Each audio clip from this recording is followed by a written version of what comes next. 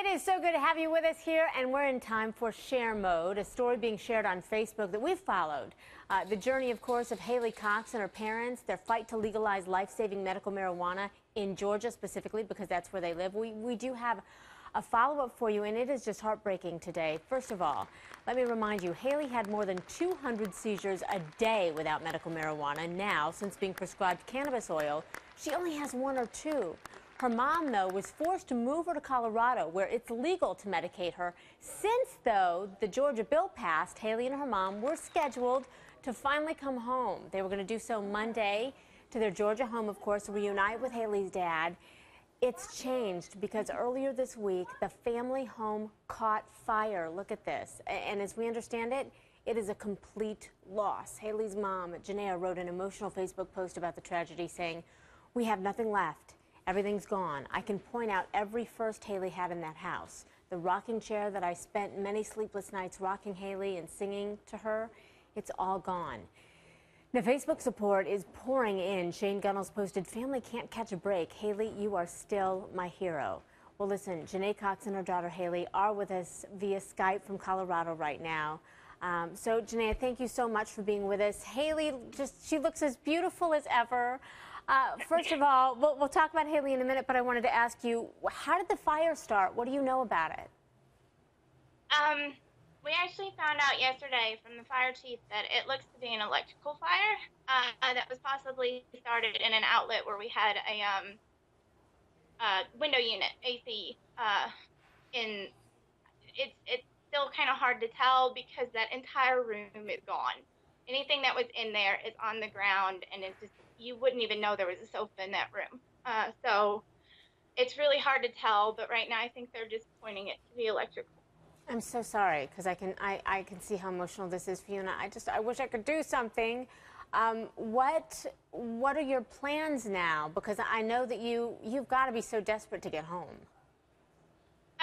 Yeah, today's hard because Brian was supposed to fly in today, and we were supposed to pack everything up and put it in our trailer so he could drive it across country. And then on Monday at 6:30 in the morning, we were supposed to board a plane and be back in Georgia forever. So this weekend's going to be kind of rough because Brian had to cancel his flight because he's got a lot to do with insurance. And it's incredibly hard right now. I'm just so sorry. So at this point, do you know, you mentioned you're dealing with insurance. Do you know when you might be able to come home? There's no family or anybody else you could stay with to be at home temporarily?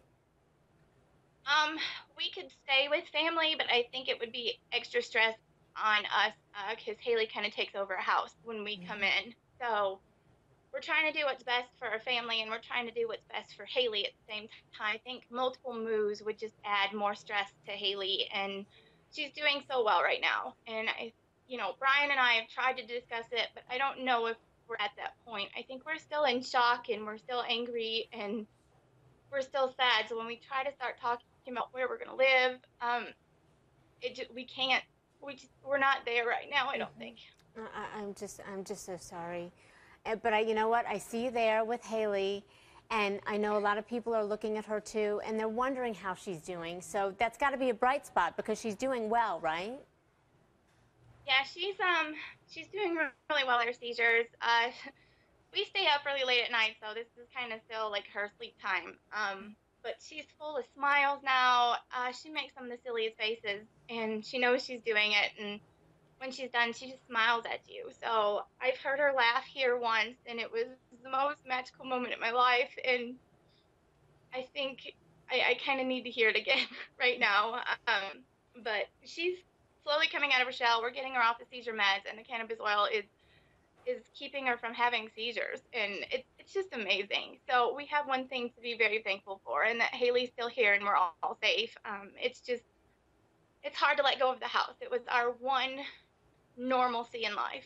Hospitalizations and multiple therapies, and we could go home and it was just normal. So I think that's why this is so hard. We're losing all of that normalcy that we had, and it was just one thing. Does it help at all? There's been this outpouring online, and I know several donation pages have been set up to help. Does that help at all when you look at forward and try to figure out where to go from here, knowing that you have that much support from people?